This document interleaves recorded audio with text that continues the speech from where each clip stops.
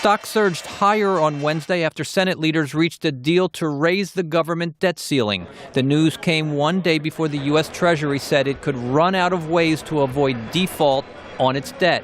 Many investors say they have not been surprised by either the political brinksmanship on display in Washington or the announcement of any last-minute deals. Ken Williams, a stockbroker with Blackwell Capital Markets, says it is just how business gets done in Washington these days. So there's nothing going on with this place. This place is going to stand.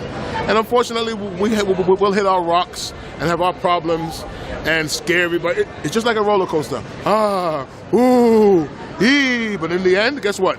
It'll come out nice and smooth, and you'll get off and you'll look behind you and say, what a ride. 3027? Okay. But Gennady Goldberg, a strategist with TD Securities, says just the threat of a default drove some investors to pull money from short-term money markets. He is worried it could also undermine long-term international confidence in U.S. currency markets and the dollar.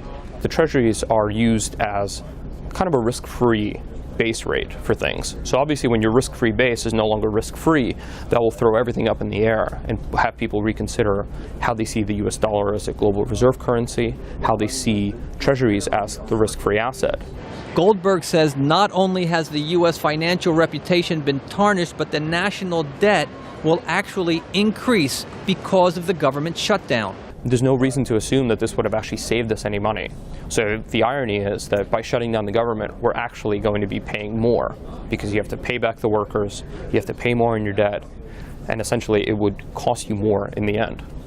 Even though Wall Street investors were prepared for a last-minute deal, he says the political standoffs in Washington are likely to make the markets more volatile in the future. Brian Padden, VOA News, New York.